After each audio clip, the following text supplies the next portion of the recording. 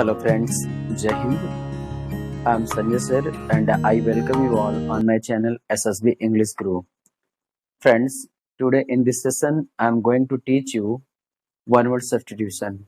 Friends, as you know that it's very important topic and it is asked in about all competitive exams, whether you talk about Air Force exams, SSC exams, not it is not asked in banks, uh, but one word is very important for every exams. So let's start. I have written some questions. Let us see.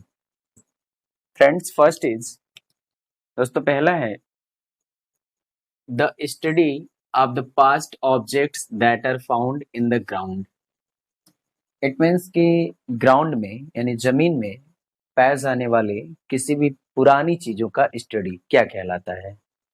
अब जरा गौर से बताइए, मुझे जरा सोच के बताइए कि जब आप पुरातत्व विज्ञान की बात करते हैं तो उसमें किन चीजों की स्टडी होती है। जो जमीन के अंदर चीजें होती हैं उनको खोद कर स्टडी की जाती है, उनके बारे में पूरा जानकारी लिया जाता है, तो उससे आप क्या कहते हैं? उसे ही तो आप आर्कियोलॉजी कहते हैं ना। तो फ्रेंड्स, इसका क्या होगा वन वर्ड? आर्कियोलॉजी। आर्कियोलॉजी। इसका हिंदी क्या होगा दोस्तों? पुरातत्व विज्ञान। पुरातत्व विज्ञान। ओके, नेक्स्ट है the study of development of human beings. It means के मानव का विकास कैसे हुआ, अगर आप उसकी स्टडी करना चाहते हो, उसका अध्ययन करना चाहते हो, तो उसके लिए आपको कौन सी किताब पढ़ना होगा? उस किताब का नाम क्या होगा? तो उस किताब का नाम है एंथ्रोपोलॉजी। उस किताब का नाम है दोस्तों एंथ्रोपोलॉजी, यानी इसको मानव विज्ञान कहा जाता है या मानव विकास का विज्ञान कहा जाता है। ठीक, अगला थर्ड है the study of the origin and history of words. ठीक, इट मीन्स कि कोई वर्ड कहाँ से ओरिजिन हुआ है, उसका इतिहास क्या रहा है, उस शब्द का इतिहास क्या रहा है और उसकी उत्पत्ति कहाँ से हुई है। अगर हमें इस बारे में जानना है, शब्दों के बारे में जानना है, तो आप कौन सा किताब स्टडी करोगे या कौन सा विज्ञान स्टडी करोगे, कौन सा शास्त्र स्टडी करोगे? तो उसको हम कहते हैं एटमोलॉजी। क्या कहते हैं दोस्तों? एटिमोलॉजी। एटिमोलॉजी, ठीक है।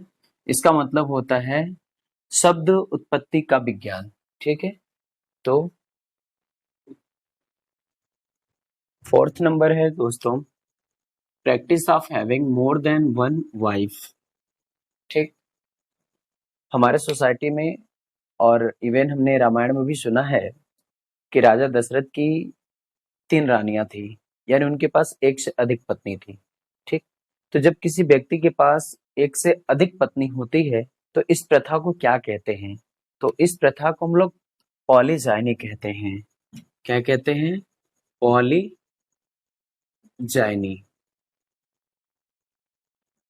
पॉलीजाइनी कहते हैं, यानी बहुपत्नी प्रथा भी कहते हैं इसको।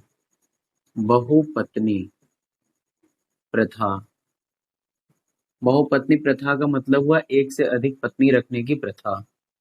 ठीक है, नेक्स्ट है फ्रेंड्स कि practice of having more than one husband at the same time.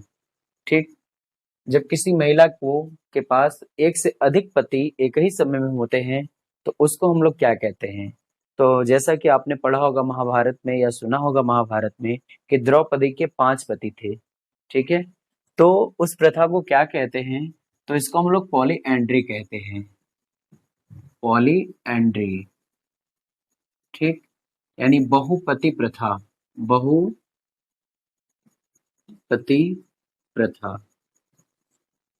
ठीक, अब होता है कि एक ही समय में एक से अधिक पत्नी या एक से अधिक पतियों से विवाह करना, यानी एक से अधिक लोगों से विवाह करना एक ही समय में, यानी the custom of having more than one wife और हस्बैंड।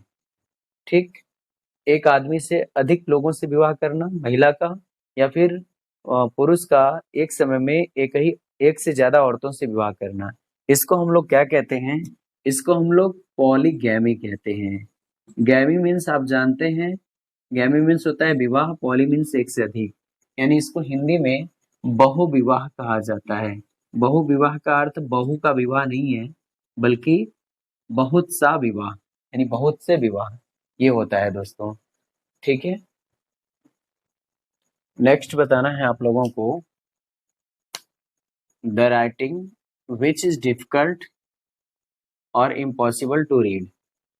एक ऐसे लिखावट जिसको पढ़ना असंभव हो या पढ़ना काफी कठिन हो, तो उसको एक शब्द में क्या कहते हैं?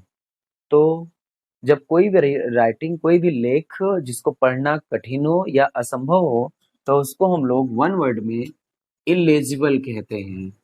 इलेजिबल, इलेजिबल का मतलब होता है अपठनीय। अपठनीय मतलब जिसको आसानी से पढ़ा न जा सके। ठीक है, इसी का ठीक अपोजिट है कि the writing which is clear enough to be read easily, यानी ऐसे लिखावट जिसको काफी सरलता से पढ़ा जा सके, जिसको पढ़ने में कोई प्रॉब्लम न हो। तो the writing which is clear enough to be read easily, ऐसी लिखावट जो आसानी से पढ़ी जा सके, उसको हम लोग क्या कहते हैं? लेजिबल कहते हैं। लेजिबल का मतलब होता है पठनीय। ठीक है, यानी जो सरलता से पढ़ी जा सके। Something that is very small and therefore not important.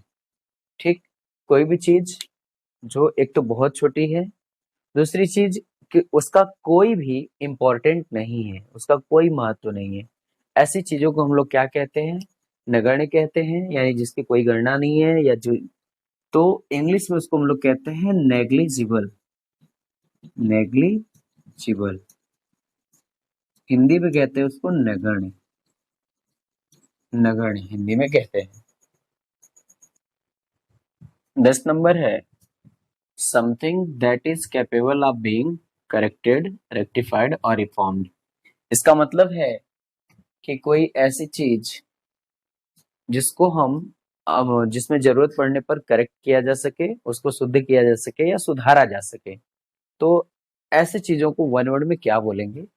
तो जब कोई चीज सुधारी जा सकती है, करेक्ट की जा सकती है, तो उसको हम लोग कॉरिजिबल कहते हैं। कॉरिजिबल यानी सुधारे या सुधार योग्य भी बोल सकते हैं। सुधारे, ठीक, मतलब उसमें हम सुधार कर सकते हैं। अब इसी का ठीक अपोजिट क्या होता है? Something that can not be corrected. ठीक है, जैसे कुत्ते की पूंछ है, ठीक, टेल ऑफ डॉग है, आप जानते हैं कि उसको पाइप में भी डाल के 1 महीने 10 दिन छोड़ दीजिएगा, फिर पाइप निकालिएगा तो फिर वो टेढ़ा हो जाएगा। ठीक है, तो वो क्या है? इनकरेजिबल है, उसको सुधारा नहीं जा सकता है। तो जिसको सुधारा नहीं जा सकता है उसको हम लोग क्या बोलेंगे?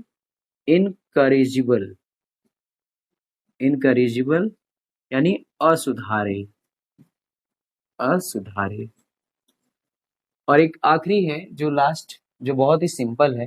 ठीक है, यहाँ पे है कि कोई भी person, one who believes in God, ऐसा व्यक्ति जिसको ईश्वर पर या ईश्वर में भरोसा है।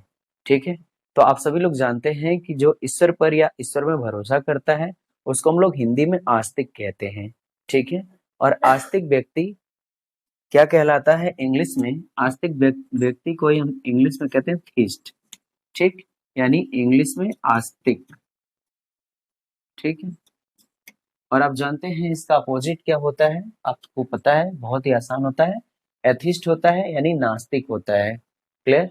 तो ये थे 12 महत्वपूर्ण वन वर्ड सब्स्टिट्यूशन।